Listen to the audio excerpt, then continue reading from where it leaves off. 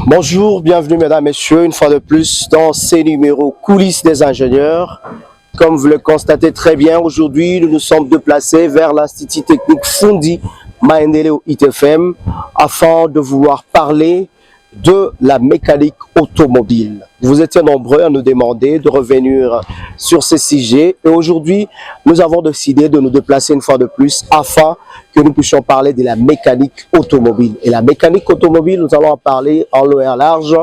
On va parler de véhicules, on va parler de tout ce que vous connaissez, toutes les questions dont vous vous posez concernant la mécanique automobile. Nous allons y revenir. Coulisses des ingénieurs, mesdames, messieurs, c'est chaque lundi à partir de 13h, samedi à partir de 21h. Bien sûr, vous aurez autant de rediffusions selon que le programme de la RTNK le permet. Voilà, mesdames, messieurs, je suis Isaac Moucharamina. Je suis à la présentation de cette émission. Riel Bagoula à la réalisation. Aujourd'hui, nous allons devoir nous déplacer et nous allons rencontrer le professeur Pazou, avec qui on va être aujourd'hui avec lui à l'ITFM, comme je vous ai dit, pour devoir parler de cette émission. De prime abord, cette émission, on la dédiée également au préfet, à l'ancien préfet de l'ITFM, Gaston Cupers, qui nous a quittés il n'y a pas très longtemps, un monument. Il a servi l'Institut technique Fundi Maendeleo durant plus de 30 ans.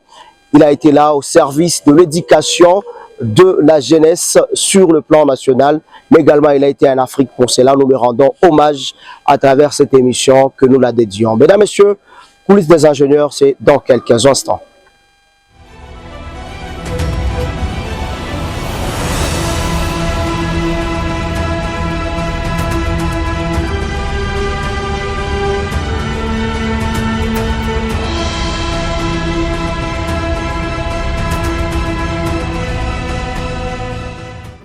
On est dans l'atelier mécanique machine-outils. Vous regardez déjà que de part et d'autre, il y a de machines de tournage et il y a plusieurs machines dans cette salle. On reviendra un jour pour rien que parler de cet atelier. Et j'espère qu'on vous fait juste visiter d'abord dans l'atelier de mécanique machine-outils. Il y a plusieurs machines ici. Il y a plusieurs machines pour réaliser des outils dont vous avez besoin. Chaque élément mécanique qui peut être fabriqué, peut être fait dans cet atelier de l'ITFM, dans cet atelier de la mécanique machine-outils. D'ailleurs, je rappelle, l'un de nôtres qui est passé par la RTNK, Justin Kianga, a fini dans cette filière. Nous le rendons également, faisons également un coucou de Pouba Z Marino Kianga, là où il est en train de nous suivre. Bon, attends. Travailler. On va un peu leur déranger dans leur quiétude. Bonjour, ça va? Vous pouvez nous dire qu'est-ce que vous êtes en train de faire ici exactement? Ici, on est en train de faire le dressage. Donc, c'est la diminution du diamètre de la pièce. La diminution du diamètre de la pièce. Et quelle pièce vous êtes en train de fabriquer? Ici, on est en train de fabriquer d'abord une pièce longue que le professeur va nous dire après qu'est-ce qu'on va faire, si on va fileter ou on va le découper. Également, il y a, comme on vous a dit ici dans l'atelier de la mécanique machine-outils, c'est vraiment la fabrication de pièces. On est avec les ingénieurs ici qui travaillent.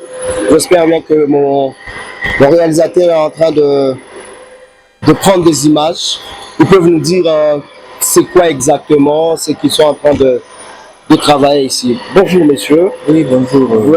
Je vais vous présenter devant les téléspectateurs de la RTNK. Moi c'est Cédric Adanze. Oui, Cédric, qu'est-ce qu'on fait ici exactement? Alors ici on est en train de déboucher un trou de lubrification du vilebrequin. C'est un vilebrequin d'un générateur, hein? Donc un groupe électrogène quoi. Donc quand même de grande puissance. Alors ici on a fait, il y a eu grippage, le coussinet qui a frotté avec notre menton là-bas. Maintenant il y a eu de la matière qui est restée sur le menton. Même si vous regardez grippage, coussinet,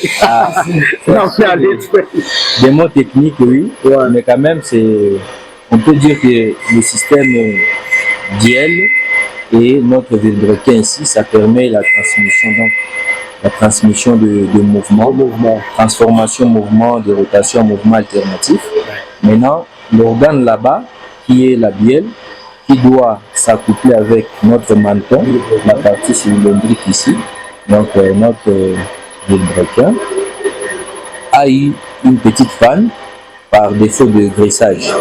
Donc quand il n'y a pas un bon graissage, il y a les pièces mécaniques qui peuvent frotter, oui, et il y a de l'enlèvement de la matière sur la pièce la moins résistante. Alors, la pièce moins résistante là-bas, c'était notre coussinet, et maintenant on était en train d'enlever la partie de la matière qui a collé sur le vilebrequin. Et en nettoyant, on a trouvé également que les trous de graissage, comme ici, vous voyez, il y a des trous de graissage, ça a été bouché par la matière là du coussinet. Donc, on est en train de nettoyer et puis déboucher les trous, enfin remettre notre vilebrequin en bon état afin qu'il puisse continuer son travail. Merci beaucoup. J'espère bien qu'on reviendra pour parler en long et à large des machines qui sont dans cet atelier. Ça, c'est une machine fraiseuse universelle. Fraiseuse universelle. C'est une fraiseuse universelle. Exactement. Merci beaucoup, ingénieur Cédric. Merci beaucoup, ingénieur. Ça fait un plaisir de vous retrouver. Vraiment un plaisir aussi. Merci à vous. Voilà, on va devoir vous faire visiter un autre atelier. Merci de rester là avec nous dans cette émission aux coulisses des ingénieurs.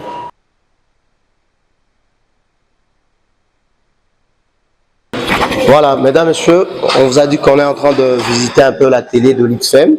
Et ici, nous sommes dans l'atelier de l'électricité. C'est aussi moi aussi, j'ai passé le gros de bon temps parce que je me rappelle pendant des années, en tout cas durant 8 ans, on a été ici à l'ITFEM, de la première année jusqu'en 6e. On va devoir visiter quelques projets de l'atelier d'électricité ici à l'Institut technique Fondu Maendeleo. Nous sommes dans l'atelier d'électricité et avec moi le professeur Wilondia. Bonjour professeur. Bonjour. Ça fait un plaisir de vous retrouver plusieurs années après. En tout cas, c'est un enseignant, il nous a beaucoup appris à l'ITFEM. On a été nous avec lui de la 4e année jusqu'en 6e. Le dernier cours, c'est les automates programmables industriels. Vous avez encore bonne mémoire. Exactement. Ouais. Prof, nous sommes ici. On peut juste un peu parler de cet atelier en quelques minutes. La section d'électricité. Dans la section, parler en un seul mot, c'est un peu difficile. Mais néanmoins, ici, les élèves viennent pratiquer et mettre en pratique tout ce qu'ils ont reçu comme bagage en théorie. C'est une mise en pratique de tout ce qu'on a vu en théorie. Nous avons eu la chance avec cette école, c'est un héritage de la Belgique, donc de la colonisation. Nous avons eu plusieurs matériels didactiques qu'on a su conserver certains. D'autres sont devenus vétustes, mais néanmoins, les 2 tiers est encore disponible, permet aux élèves de bien assimiler tout ce qu'ils ont appris en théorie et de le mettre en pratique 6 heures par semaine. 6 heures par semaine de pratique. Vous passez ici sous l'assistance d'un enseignant qui est là pour corriger les rapports et guider afin d'éviter les risques possibles ou des accidents qui peuvent survenir. Et comment ça se passe? Comment ça évolue? L'apprentissage, les défis à relever? L'apprentissage continue très bien pédagogiquement, les cours sont bien structurés, un programme bien élaboré. Les défis sont nombreux, hein. La science est en train de nous dévancer. Les matériels que nous avons sont très vétustes dans les années 80, 70.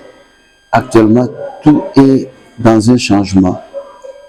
Je ne veux pas dire en diable, mais la vitesse de changement est tellement grande que nous avons du mal à nous synchroniser, à être à la pointe. Ça, c'est le plus grand défi.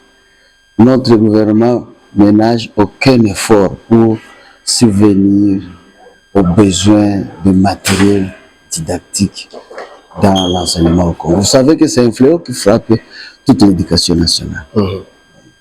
Merci beaucoup, prof. J'espère bien qu'on reviendra pour parler en large de cette section d'électricité. Je suppose toujours que les élèves ont un goûter avant l'action, pendant et après. Merci, Mwalimou. En tout cas, c'est un honneur de vous retrouver. Réciproquement, nous vous remercions pour la RTNK d'avoir pensé à cette grande et belle école qui a fait la fierté de l'ex-province du Kivu. Merci beaucoup.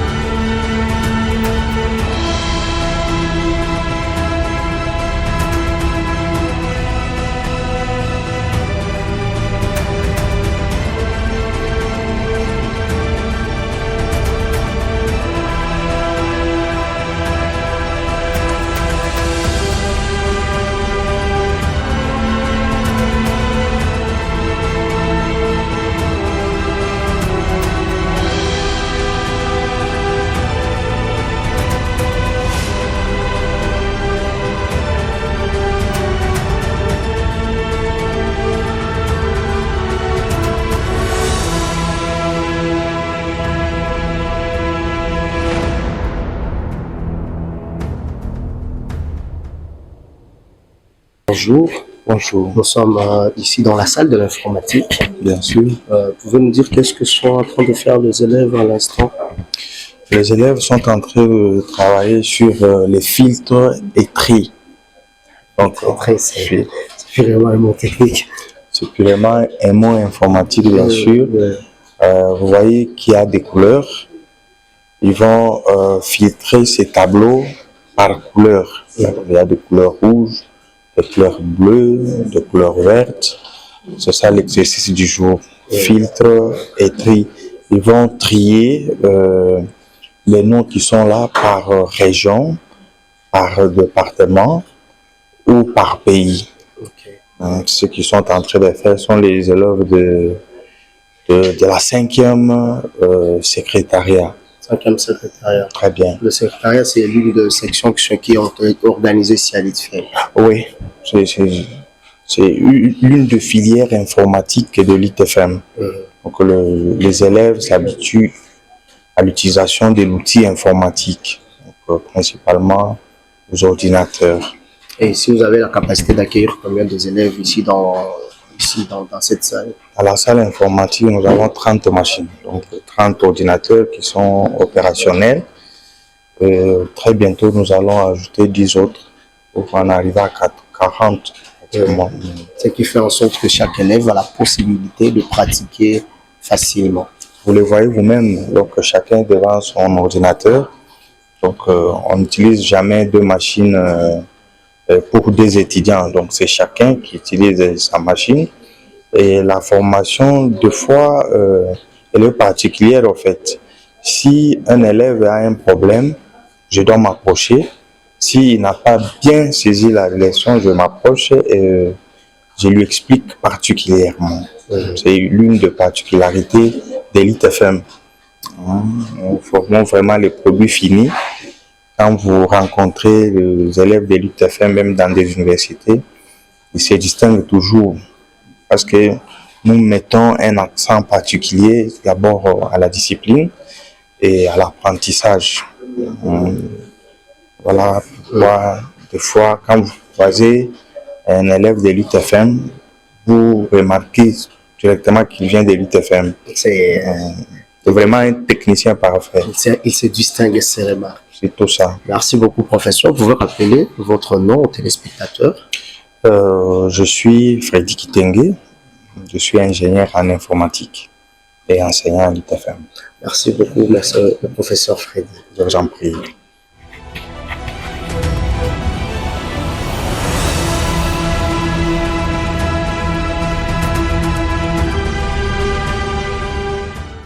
Comme on vous a dit également ici à l'ITFM, il y a un centre de formation en conduite et en mécanique. Professeur Pazo, vous pouvez nous en parler concernant ces centres? Ah oui, nous avons ici un centre de formation en conduite et en mécanique. Nous avons les élèves ou les apprentis qui apprennent à conduire les véhicules manuels et les véhicules automatiques. Il faut 1 mois, 2 semaines de théorie ils apprennent les codes de la route internationale. Ils apprennent aussi quelques notions en dépannage. Nous avons aussi comment interpréter quelques signaux qui se trouvent sur les tableaux de bord. Alors, ils font deux semaines de théorie et 2 semaines de pratique.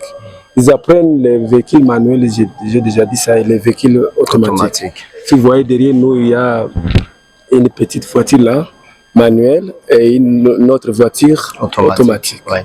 Après un mois, ils sont capables de conduire n'importe quel véhicule. Et si nous trouvons qu'ils ne sont pas capables, ils n'ont pas bien maîtrisé peut-être, nous sommes obligés de rester avec l'élève ici. Donc ils passent un test, un examen. Oui, un examen. À la fin, il y a un jury qui est organisé. Et s'il est satisfait, on peut lui livrer un brevet. S'il n'a pas maîtrisé, il sera obligé de rester avec lui jusqu'à ce qu'il va maîtriser. Oui. Condition gani ou qu'on a au centre de formation parce que dans la sélection des élèves il n'y a pas système classique non formel. On a la condition gani du yabo comme ça basi qui est mzuri. Très bien. Alors kumwenyi anapenda kuya kujifundisha gari manuel ça veut automatique. Condition ya kwanza il faut que disponible. Ndio. Akuwe disponible. Ya pili akuwe meziri ya kuandika hata Kiswahili kwa sababu na mwa kusoma tunampokea kwa bale ba formation ya ba chauffeur tu. Donc tunawafundisha mulugha zote français, Swahili na tunaweza enda hata ma dialecte basi kwa tuko na ba professeur bebiko spécialisé mwa ile. Alors mpaka sana yua mzuri ndio tunampatia sasa karatasi ama brevet itaonyesha kama alijifunza yeko atitre na naweza tumika fasi yote meme hata kwa ONG ndio wanatumika kwa ONG kwa sababu kwa ONG hautaenda kwa bila kuonesha cheti yenye ulipewa. Mais aussi tuko na bale ba kufanya mécanique, tuko na baba nafanya mécanique ya 6 mois na mécanique ya 1 année. Ndio nabo tunaba apprendre kutembeza gari na tunaba apprendre kutengeneza. Après formation ya 6 mois tunabatuma mu garage. Tuko na garage, tungali tutaona maimage ya garage. Wanafanya 3 mois ingine donc ya stage. Après stage, banafanya jury. Après jury tunawapatia brevet comme chauffeur mécanicien. Na pale banaweza tokea kwa n'importe quelle organisation itawapokea kwa sababu chi hapa tucheze kabisa. Maana shindwa hatuwezi kumpatia cheti. Obligé kumbakiana mpaka siku yatajua. Siku anajua ndio tunampatia. Maana formation ya kuifanya hii yako hapa bana doubler kama ajue. Ndio, hapa sio kudoubler sero terme hapa Bukavu wa kudoubler biko. Biko kabisa bana shindwaka. Tuko na bebe alifata inane hapa. Japokuwa alikuwa pour 6 mois. Tuko na mwenye alifata 3 ans ndio kuyua sasa. Parce qu'il faut maîtriser que la réputation de la très bien, surtout il est. Il faut bien réputé sur le plan provincial, même sur le plan national. Alors hatuwezi penda tupatie mtu matenda patisha masweme haya. Donc il faut akwe kabisa alitoka na formation iko mira mu formation mwenye atakuwa ambassadeur kwa sababu wakati tunawapatia cheti tunaambia banageuka ba ambassadeur ya centre. Kwa batapita bakutane kabisa ni mtu balitoka mu ITFM. Voilà. Donc si on a voulu qu'on en parle en Swahili, c'est parce que c'est pratiquement des gens qui n'ont pas fait le système formel d'éducation. Donc vous êtes le bienvenu ici au centre d'apprentissage de la conduite, mais également de la mécanique à l'ITFM. Vous allez trouver vraiment des enseignants aguerris, attitrés, qui vont vous aider à apprendre trop vite et être performant. Un apprentissage de qualité et vous serez un produit pur. Nasema Profalse monatoka nona hivi kabisa. Accent. Merci beaucoup. Elle touche un peu l'accélérateur et commence à monter le pied. Libère progressivement l'embrayage, touche un peu, libère. On ne bouge plus. On ne bouge plus. On n'accélère pas non plus. On accélère un peu, un tout petit peu. Accélère, accélère, accélère, accélère. Embrayage, deuxième vitesse. Redresse les volants. C'est bon. Vire à gauche. Après la coupure, vous redressez les volants vers le côté droit pour remettre les roues dans la droiture. Redresse encore. Je vous ai déjà dit que là où est tourné le volant, c'est là où il y aura toujours le véhicule, n'est-ce pas? Oui. Allez. On maintient toujours le volant, on ne bouge pas. On vire à gauche. Comme il y a une petite pente, on accélère un peu. Accélère un peu, accélère un peu, accélère un peu. C'est tout. Redresse le volant. Libère l'accélérateur, gagne la première. Le clignotant gauche, fait monter.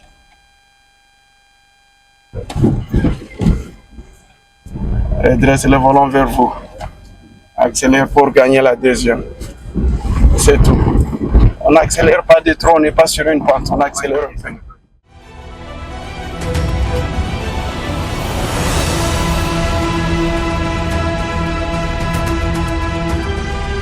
Voilà, donc nous sommes dans l'atelier de la mécanique automobile.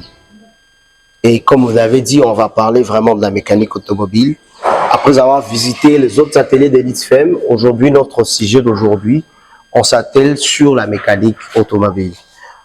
Professeur Pazo, la mécanique automobile, c'est quoi de prime abord, en introduction? Ah oui. La mécanique automobile, c'est parmi les mécaniques qui existent, n'est-ce pas? Mais ici, ça pas seulement du côté moteur d'un véhicule automobile. Parce qu'il y a plusieurs véhicules, mais ici, c'est les véhicules automobiles, donc qui roulent seulement sur la route, sur une chaussée. Parce que le même moteur que nous allons voir ici, c'est le même moteur qu'on utilise dans un bateau, mais on ne parle pas de la mécanique automobile là-bas. C'est la mécanique maintenant marine, si on peut le dire. Mais ici, ce qui passe seulement sur la route, sur la chaussée. Alors, le véhicule en soi est composé de plusieurs éléments, mais la pièce motrice, la pièce centrale, c'est le moteur. Voilà. Le moteur est considéré comme étant le cœur du véhicule. Le cœur du véhicule. Sans moteur, le véhicule, même si c'est encore... C'est comme le cerveau. Oui. Sans moteur, même si le véhicule est neuf, ça ne peut pas rouler. Donc c'est pourquoi on l'appelle cœur du véhicule. Voilà. C'est la pièce maîtresse du véhicule. Donc ici nous sommes entourés de moteurs, si je... Oui, nous sommes entourés des éléments, des pièces qui composent le moteur. Voilà. Ici c'est l'atelier de la 4e année automobile. Donc ici on apprend aux élèves comment faire la révision moteur, comment on dépièce les organes du moteur.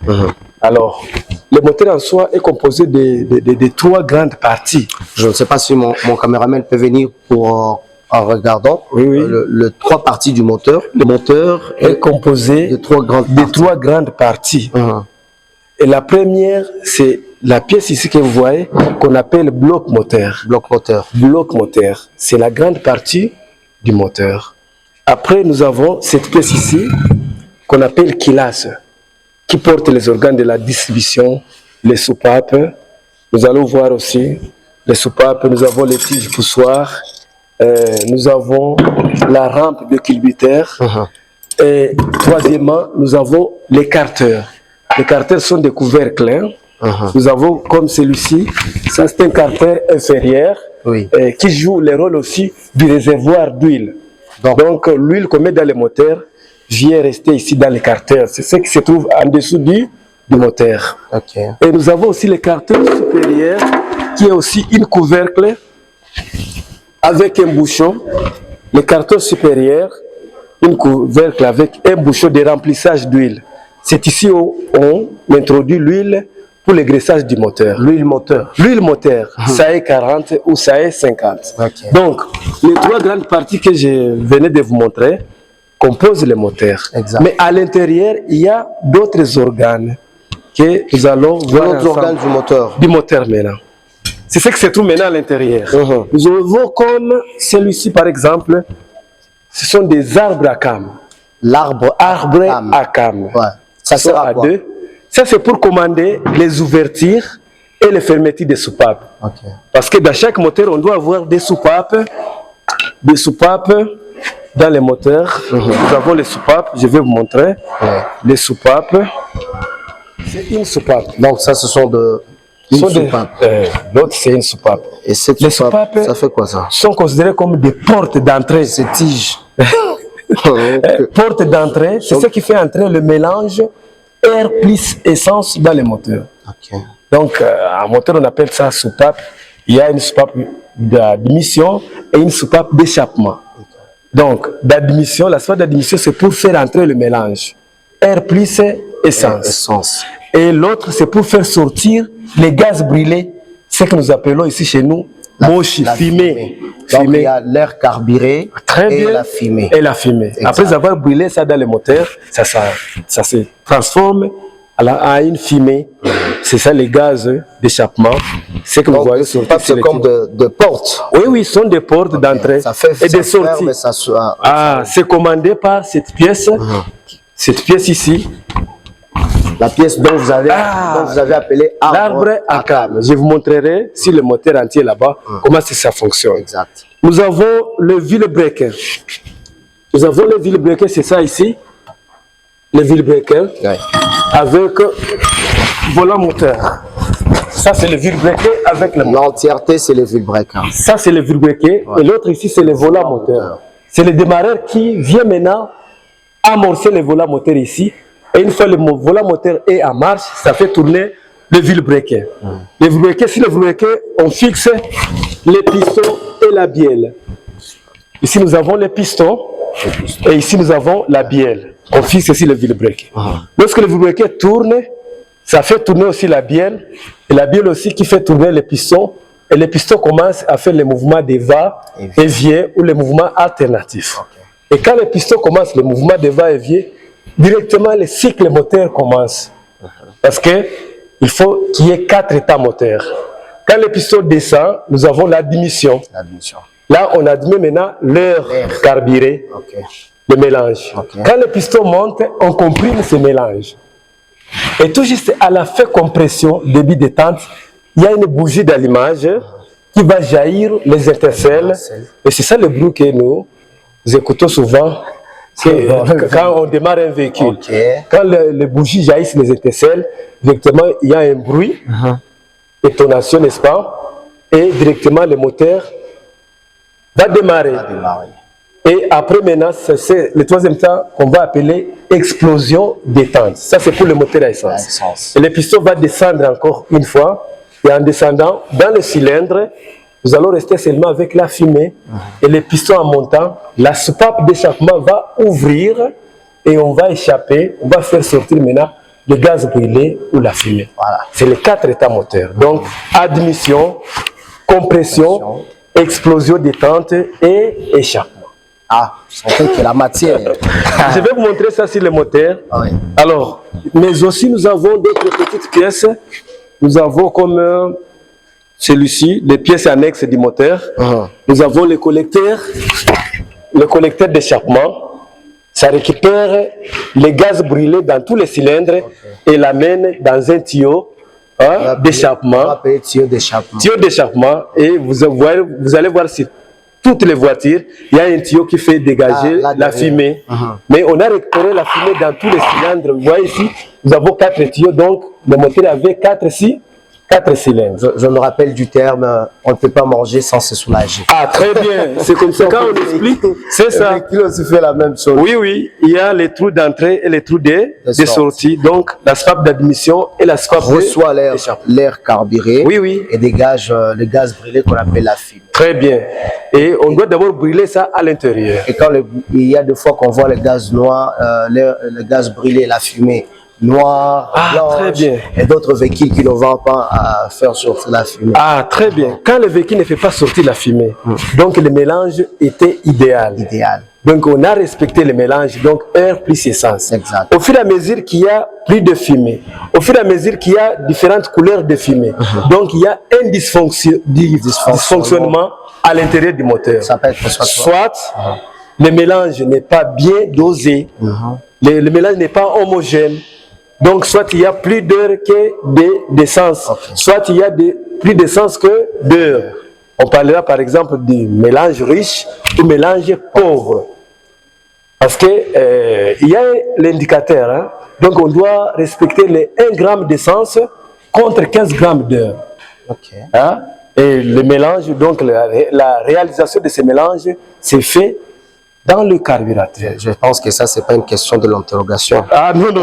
C'est dans le carburateur. Vous allez voir ici tout ce qu'on était en train d'expliquer là-bas. Exact. Ici, ça c'est le volant moteur. Le volant moteur. Ça c'est le volant qu'on a moteur. vu l'autre fois. Très bien. À dépiécer. Cette Très fois-ci, bien. l'ensemble est sur le moteur. C'est monté déjà sur le moteur. Voilà. Alors, le volant moteur, la partie ici, c'est le vilebrequin. Voilà. Maintenant, lorsqu'on introduit le démarreur ici, quand le conducteur agit, actionne le démarreur, la clé de contact Le démarreur, on rappelle que c'est un petit moteur électrique, oui, oui, à l'intérieur du à véhicule. l'intérieur, mais qui est actionné grâce au contacteur. Quand vous introduisez votre clé de contact, vous tournez, il y a un démarreur qu'on vient fixer ici. Alors, les dentures démarreurs viennent s'engrainer avec les dentures, les dents qui sont sur les volants moteurs. Alors, à ce moment-là, le volant moteur tourne.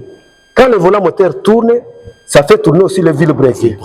Je vous avais dit que le vilebrequin, si le vilebrequin, on fixe les bielles et les pistons. Exact. Directement, quand le volant moteur tourne, le vilebrequin tourne, et en tournant, ça fait tourner ça fait monter la bielle et les pistons. Voilà.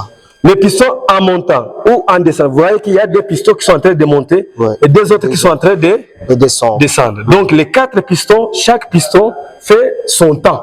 Parce que nous avons dit que dans les moteurs, il y a 4 temps. Voilà. Admission, compression, explosion, détente et échappement. Voilà. Regarde maintenant, quand ça tourne, il y a un piston dans le cylindre qui fait l'admission, et l'autre qui fait la compression, et l'autre qui fait l'explosion détente, et l'autre qui fait l'échappement. Voilà, ça tourne.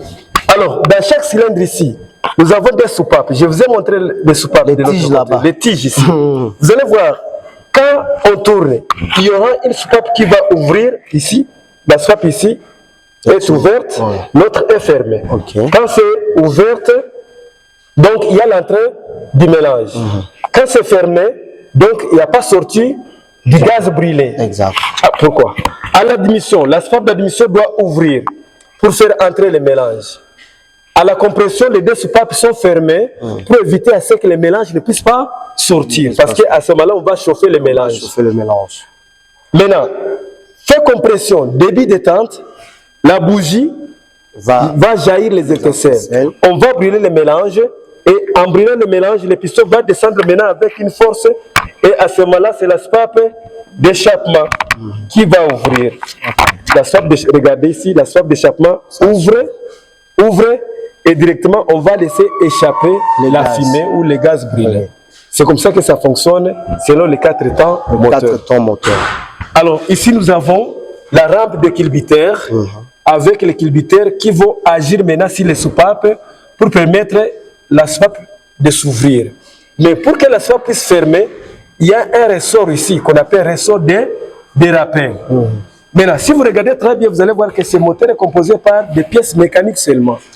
C'est pourquoi on doit avoir aussi un circuit de graissage. Le circuit de graissage, on va mettre maintenant l'huile moteur. Pour permettre que ça ne puisse pas se frotter. Très bien. On rappelle qu'on a vu même dans la télé mécanique, on était en train d'alléger un vilebrequin. Parce qu'il y avait un trou de graissage qui était bouché.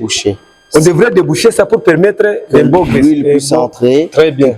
On puisse éviter le frottement dans les pièces. Éviter le frottement, oui, mais diminuer peut-être le frottement. Parce que les pièces sont condamnées de se frotter.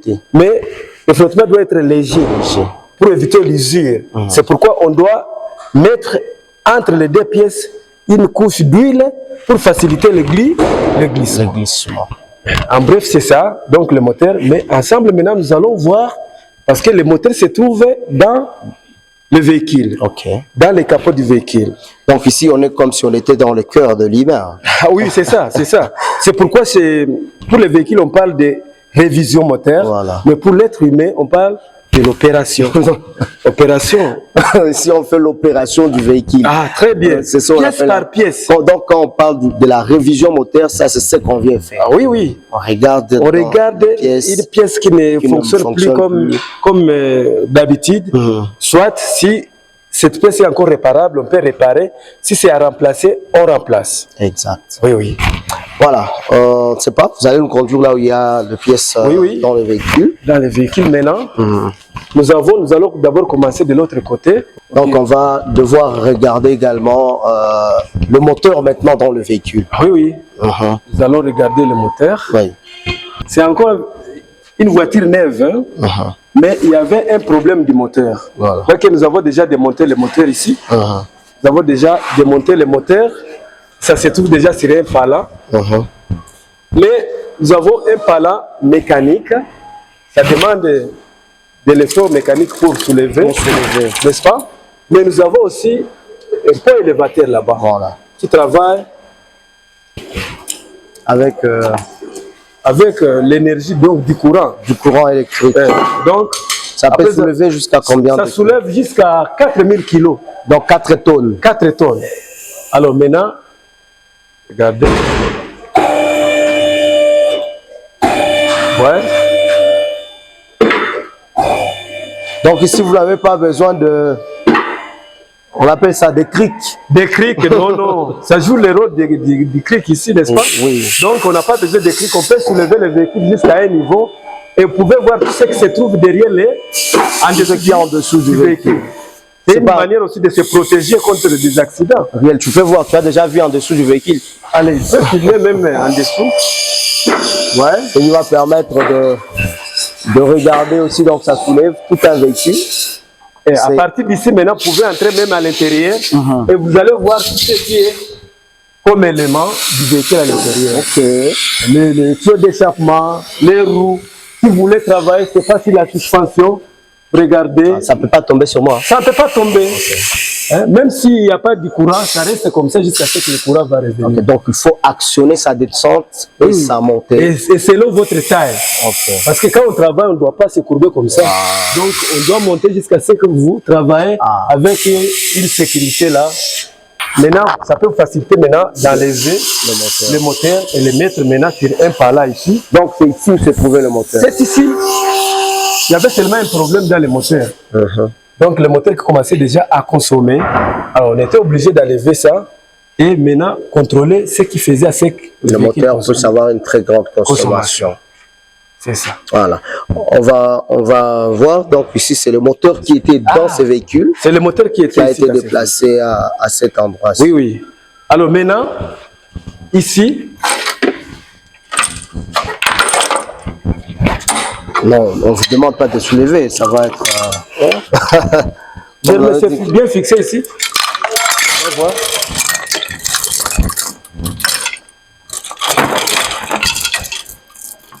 On peut faire monter aussi le moteur. On va voir si on a bien.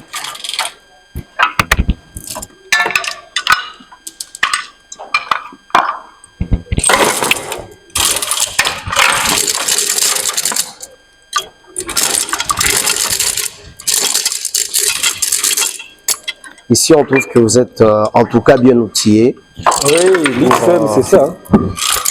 pour travailler en... Ah oui, ça c'est avec un système de poulies Oui, oui. et une chaîne Une chaîne aussi. et 10 sans fin. Ça j'ouvre là à l'intérieur. Voilà. Ouais, le moteur est en train d'être soulevé. On peut soulever ça jusqu'à un niveau.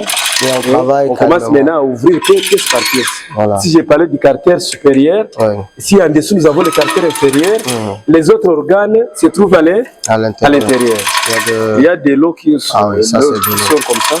Parce qu'il y a les circuits de refroidissement aussi. Le moteur est refroidi par eau. Par où? Il y a un système de refroidissement par eau. Et les autres qui sont refroidis aussi par air. Par air. On Voilà. peut faire descendre C'est ça. le moteur, c'est un moteur hybride. Ah oui, c'est hybride, hein? Donc il y a une partie qui est électrique, Électrique et l'autre qui est l'autre mécanique. qui est mécanique. Donc facilement vous pouvez rouler sans allumer les moteurs. Je disais, ce moteur c'est un moteur hybride. Donc ça a des fonctionnalités. Ça peut fonctionner avec les moteurs thermiques ou bien avec les moteurs électriques. Ok. Et pour actionner les moteurs électriques et les moteurs thermiques, il faut d'abord que les moteurs électriques fonctionnent. Vous pouvez rouler avec les moteurs électriques et lorsque vous allez rencontrer des obstacles, par exemple une pente, ou bien Gavé. dans un endroit où ça glisse, ça demande beaucoup de puissance. C'est à ce moment-là que vous pouvez actionner les moteurs thermiques.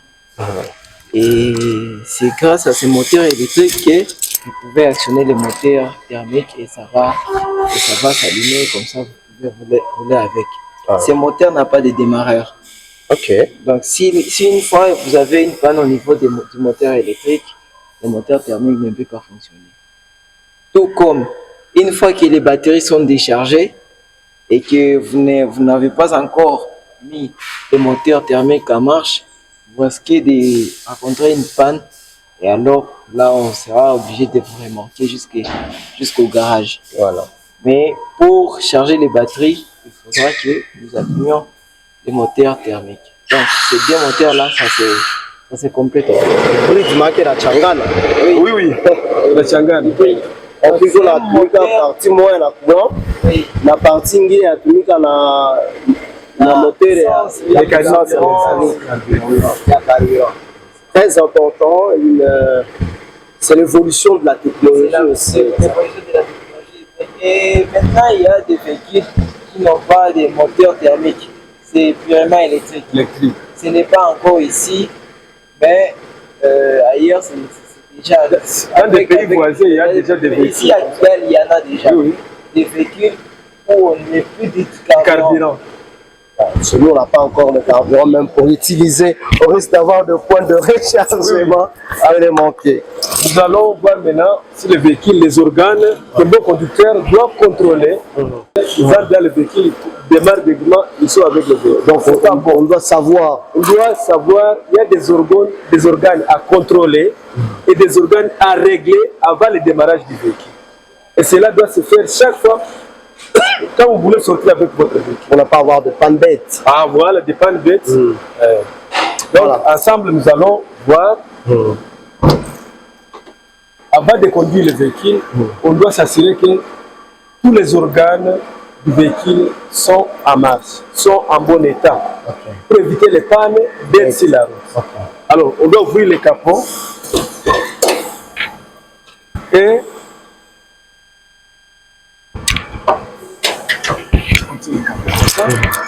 première chose, il faut regarder si les cosses de la batterie est bien serrée. Vous touchez et regardez si les cosses de la batterie sont bien fixées. Donc, ce sont là les causes de la batterie. Oui. Et les bornes. Les bornes. On doit tout faire pour couvrir la borne positive. Pour éviter à ce que ça ne puisse pas s'émasser avec les capots. Parce que ça peut créer aussi une incendie ou un court-circuit. Alors, deuxièmement, on doit s'assurer s'il y a l'huile d'embrayage dans cette cuve ici. Regardez seulement avec le yeux s'il y a l'huile d'embrayage. Sur cette cuve ici, on écrit max, l'huile doit arriver sur le niveau max. On doit aussi regarder si vous avez l'huile suffisante dans cette cuve ici pour les freins. Ça, c'est les freins. Oui, oui. Donc, mettre un cylindre du système de freinage. Parce que s'il n'y a pas l'huile ici, vous pouvez connaître un accident sur la route. Après tout, ce Ça, c'est l'huile de freinage. oui, oui. S'il n'y a pas l'huile ici, lorsque vous voulez freiner, vous allez sentir que la pédale de frein va descendre au point mort. Et c'est l'accident. Hein? On va parler d'un accident bête parce que tu n'as pas eu le temps de contrôler, de vérifier avant de démarrer. Troisièmement, après avoir contrôlé l'huile de frein, l'huile d'embrayage, la batterie, vous devez vous assurer si vous avez l'huile suffisante dans le moteur pour le graissage. Et c'est là que vous allez prendre votre jauge, la jauge d'huile qui doit être placée quelque part ici. C'est ça ici, la jauge d'huile. Chaque matin, vous prenez la jauge d'huile et vous regardez, il y a des indicateurs ici. L'huile doit arriver sur le niveau max ici. Si l'huile n'arrive pas ici, n'osez pas démarrer votre véhicule. Parce que vous risquez de tout perdre à l'intérieur. Il y a des pièces qui vont se cogner à l'intérieur. On dit que le moteur est inagonga. Ma pièce est ma pièce zilikosa mafuta. Allez. Le moteur est kagonga. C'est ça. Après avoir contrôlé l'huile moteur, on doit contrôler aussi l'eau. Dans les radiateurs. Ça, c'est pour le refroidissement. On on ouvre les bouchons ici. Je n'ouvre pas parce que le véhicule est en train de dérouler. L'eau est encore chaude. On doit attendre. Si vous lisez même les indicateurs ici, on écrit n'ouvrez pas lorsque le moteur est chaud. Voilà. Alors, on doit laisser quelques minutes après. Après avoir contrôlé l'eau dans les radiateurs ici, on doit contrôler aussi l'eau des essuie-glaces. L'eau des essuie-glaces. Ici, on met l'eau savonneuse ici. Dans les essuie-glaces. Oui, oui. Il est nasaidia wakati ma parabrise. Après avoir contrôlé, on doit s'assurer aussi que les roues, la pression de gonflage des roues est bien respectée. Le pneu pour ne pas embrayer certaines personnes. Ah oui, oui. Nous autres, chez nous, il y a une différence entre pneu et roue. Ce qui se trouve sur la voiture, c'est la roue qui est composée d'un pneu, qui est le plastique, la chambre à air, et l'air et la jante. Là, nous avons la roue. Mais le pneu, il y a plastique. On doit s'assurer. On doit contrôler aussi si vous avez la roue de réserve, pneu à réserve. On ne doit pas sortir si on n'a pas de pneus de réserve. Oui, oui. Parce qu'on risque d'avoir une crevaison. Ah, très bien. Il va faire en sorte qu'on soit en retard. Ah, très bien. Créer aussi l'embouteillage. Au milieu de la route. C'est ça. Créer de l'embouteillage. On doit s'assurer aussi si vous avez les crics. Les crics, on ne doit pas sortir si vous n'avez pas les crics aussi. Ça, et la clé des roues. Ça, c'est pour le dépannage. Dépannage. Mais ici, chez nous, ce n'est pas d'habitude peut-être, mais selon les codes de la route, on doit avoir aussi le petit trousseau là de secours. Le trousseau de secours, on ne sait jamais. On peut trouver le paracétamol, le bandage en cas d'accident, ainsi de suite. Après avoir contrôlé tout ça, on doit maintenant régler quelques organes dans le véhicule. Tout ça, c'est avant de démarrer. Ça, c'est avant de démarrer. On entre dans le véhicule. Ça, c'est le matin. Oui, oui. Pas le matin seulement. Non. Même si vous sortez à 12 heures, c'est la première fois que vous mettez votre véhicule en marche, vous devez contrôler tout ce que je suis en train de vous montrer ici. Voilà. Là, on est à l'intérieur. À l'intérieur maintenant. Comme nous sommes à l'intérieur, avant de démarrer, on doit s'assurer que les organes de l'intérieur aussi fonctionnent comme il le faut. Pour éviter toujours de panne bête. Ah, très bien. Premièrement, on doit contrôler si les phares fonctionnent. Si les clignotants fonctionnent. Et qu'est-ce qu'on fait? On est encore sur place, on peut démarrer, mettre le véhicule au feu mort. Ok. On met les clignotants gauche. Et à partir du tableau de bord, on voit qu'il y a l'indicateur qui montre qu'on va à gauche. On voit directement qu'il y a les clignotants qui fonctionnent. On peut changer, on met les clignotants droit. On regarde aussi si ça fonctionne. Comme ça fonctionne, ça va. Maintenant, on doit s'assurer si les phares, les feux de croisement qu'on appelle ici chez nous 50 mètres, si ça fonctionne. Alors, on va tourner la manette une seule fois. On voit directement qu'il y a la lumière de l'autre côté. Donc, les feux de croisement ou les 50 mètres fonctionnent. Alors, on doit s'assurer si les 100 mètres fonctionnent, qu'on appelle feux de code. Alors, on amène devant une seule fois, regardez.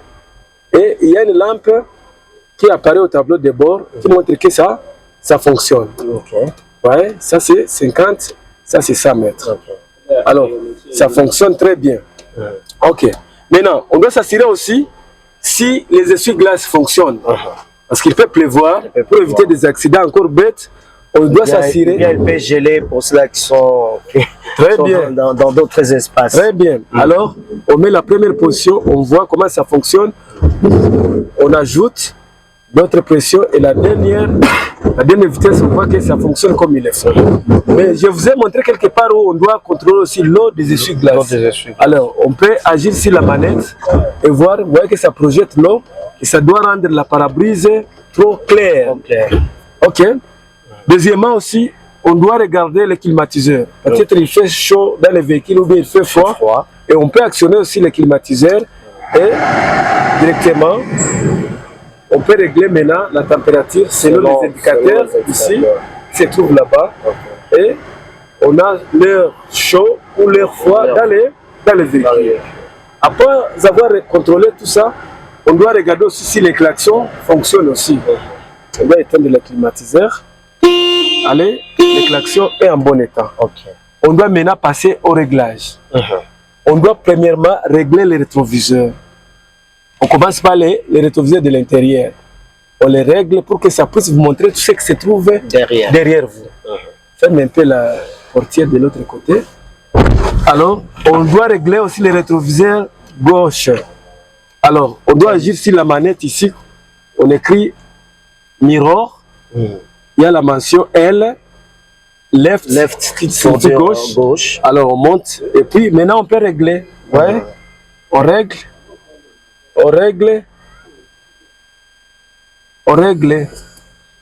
Alors, de l'autre côté, on peut régler aussi les rétroviseurs droits. Alors, on met sur R pour dire white. White, oui. Ou droite. Alors maintenant, ici, on peut régler les rétroviseurs jusqu'à ce que on puisse très bien. Très bien. Alors, et au finish, on peut régler maintenant les sièges. Parce que les sièges doivent être réglés selon la taille du conducteur. On peut l'amener devant comme on peut l'amener derrière. Parce que si vous n'êtes pas bien assis, il n'y a pas moyen aussi de bien conduire. Exact. Alors vous devez d'abord vous assurer que vous mettez très bien avant de lancer votre... Vous arrivez sur le pédale. Très bien. Alors maintenant, au finish, vous pouvez maintenant démarrer votre véhicule, engager la vitesse et sortir si vous voulez sortir avec votre véhicule avec l'assurance que tous les organes sont en bon état. On vous rappelle aussi, si vous voulez bien conduire, après cette étape, vous pouvez venir étudier au centre de formation.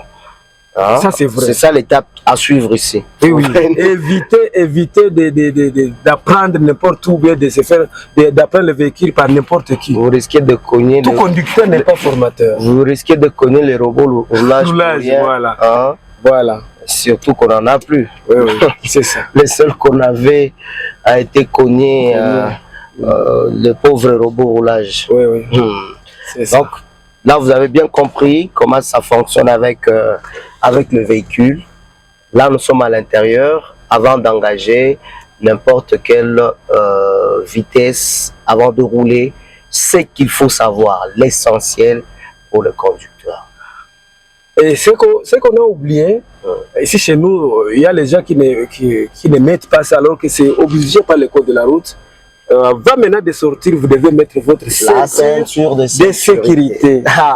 Et c'est pourquoi on appelle ça ceinture de sécurité. Ok. Il ne faut pas mettre ça parce qu'il y a un roulage devant vous, mais c'est pour vous sécuriser, vous le conducteur. Et même le véhicule. Il y a même des lampes témoins pour montrer que vous n'avez pas mis la ceinture de sécurité. Regardez. Et le véhicule lui-même signale. Oui. Regarde ici.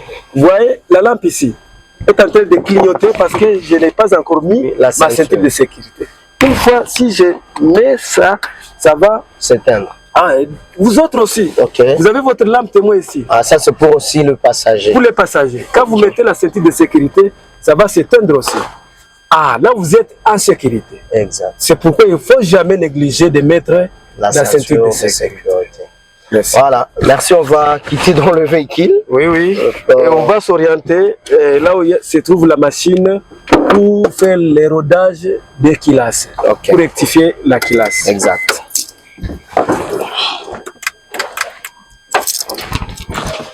Vous pouvez nous expliquer, on se retrouve à un autre endroit, beaucoup de moteurs cette fois-ci, déjà en place. Oui.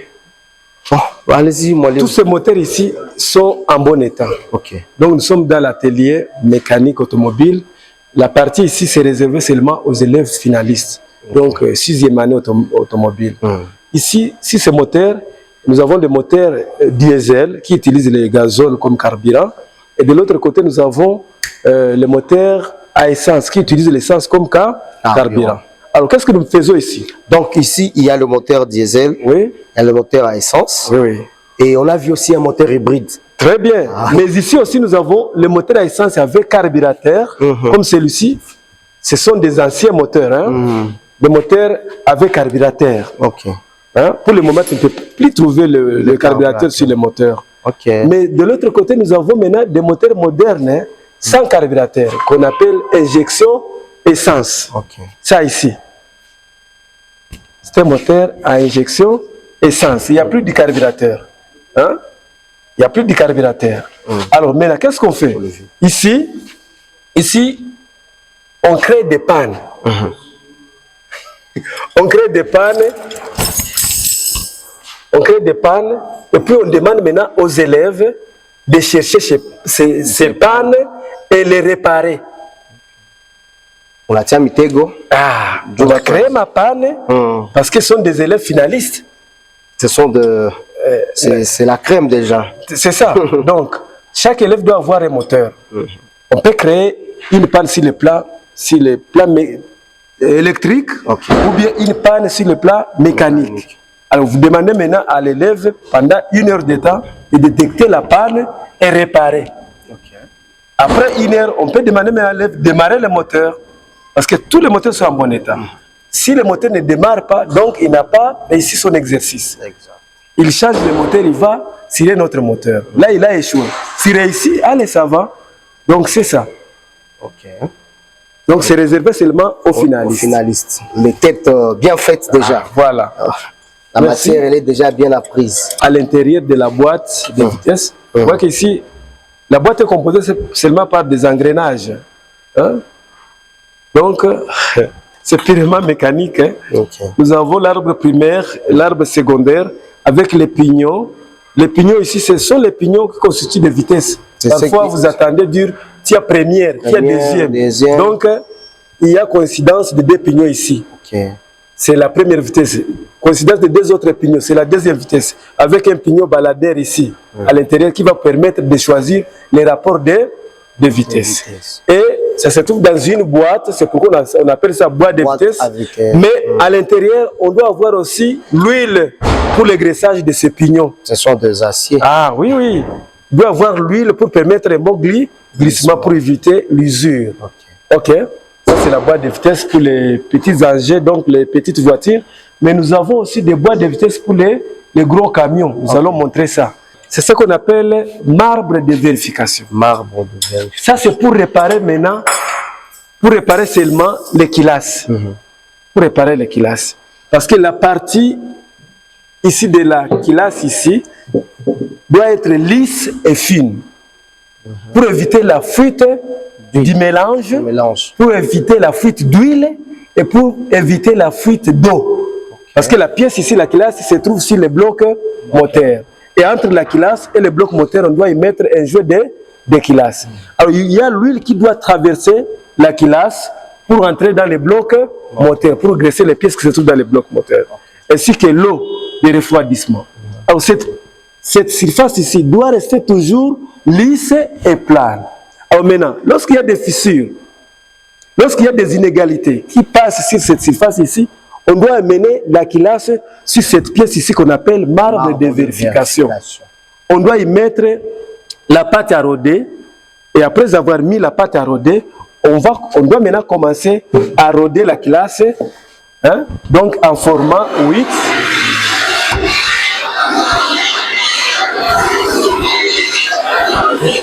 Et chaque fois, vérifier avec une latte si la surface ici est devenue lisse et plate, dans l'objectif toujours d'éviter les fuites d'eau, d'huile et du mélange.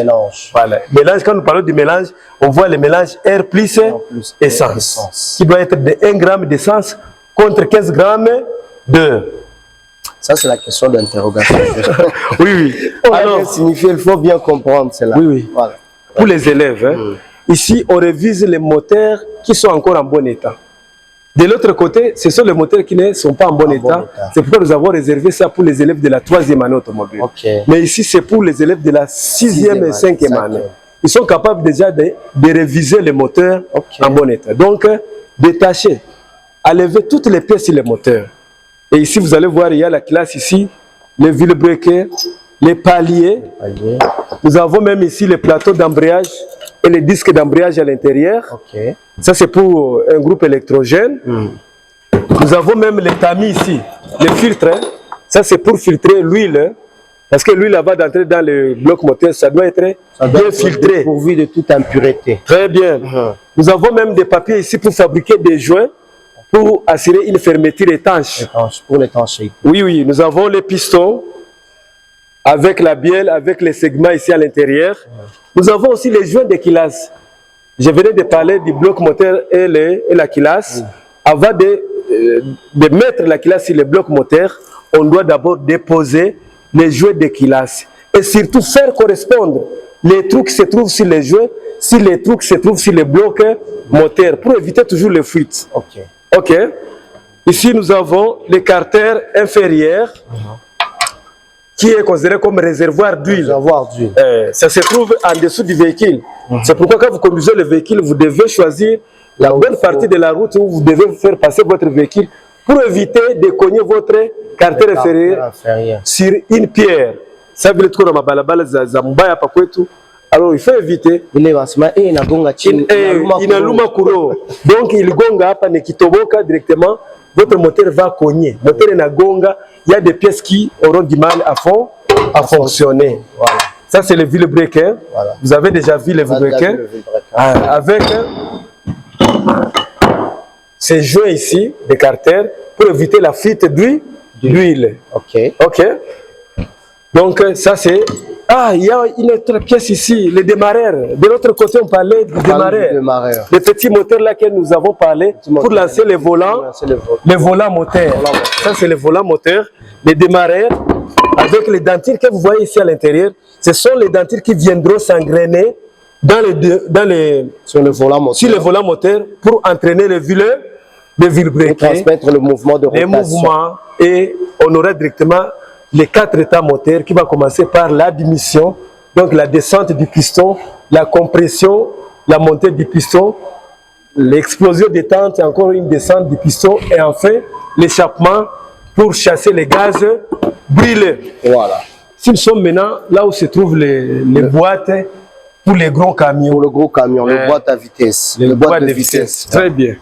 Donc les boîtes de vitesse. Là, on voit que c'est les plus petits. Et ici, quand ça ne tourne pas, donc ça se trouve à une position point mort. Maintenant, quand on engage une vitesse, ça doit tourner librement, vous voyez. Là-bas, c'est la position point mort. Maintenant, quand vous engagez une vitesse, ça c'est mécanique, vous voyez que ça ne tourne plus, ça va demander une force motrice. Donc vous devez engager le moteur, démarrer le moteur pour qu'il y ait une vitesse qui passe. C'est ici où les élèves font leurs exercices pour la boîte de vitesse pour les gros camions. Les gros engins. Voilà. Donc, enfin, maintenant, nous avons le moteur ici.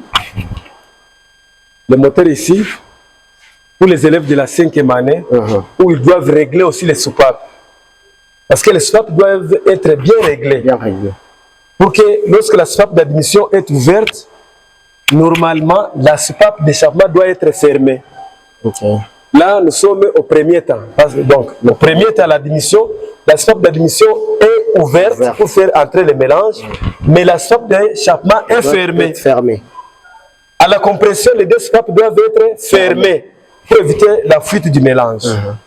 Au troisième temps, qui est l'explosion détente, les deux soupapes doivent être encore fermées pour éviter encore la fuite. Et enfin, au quatrième temps, la soupape d'échappement doit être ouverte pour laisser passer les gaz brûlés. Et la soupape d'admission doit être fermée pour ne pas faire entrer l'air. Très bien. Alors, on doit avoir les réglages des soupapes. C'est le mécanicien qui doit régler ça. Et pour avoir aussi un bon mélange. Ah, très bien. Alors, on doit régler ça et on apprend maintenant les élèves comment régler les soupapes. Exact. Nous allons voir ensemble la partie électrique, là où on apprend aux élèves comment régler les bougies, le circuit d'allumage classique. Sur un pala là-bas, monté par le frère Eric, pour la partie électrique. Et ça, c'est la simulation de la partie électrique. Donc, ici, on apprend aux élèves comment est-ce que le circuit d'allumage fonctionne, et les éléments composent le circuit d'allumage. Le premier élément, c'est la batterie, qui est considérée comme la source d'énergie qu'on utilise dans les véhicules. Nous avons les bornes ici, nous avons la coche, négative et positive, on doit mettre là. Ça remplace directement les moteurs thermiques. Mais ici, nous avons un moteur électrique. Mais dans le véhicule, c'est le moteur maintenant. Alors, la partie, c'est ce qu'on appelle distributeur. Distributeur, à l'intérieur, nous avons les rotors et la vis platinée. Et maintenant, lorsque le moteur tourne, ça c'est partie électrique. lorsque le moteur tourne, ça fait tourner la cam ici pour tourner le rotor. Et lorsque le rotor tourne, ça donne le courant sur les différents fils qui vont sur les bougies, sur les différentes bougies.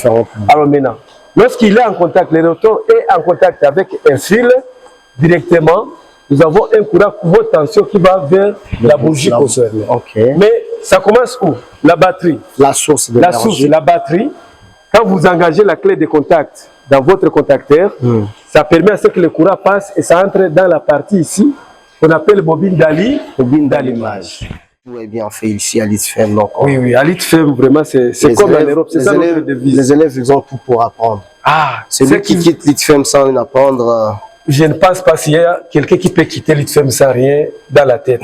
C'est pourquoi nous demandons à tous les parents qui sont en train de nous suivre à travers l'émission Coulisses des ingénieurs de faire venir leurs enfants à l'ITFEM.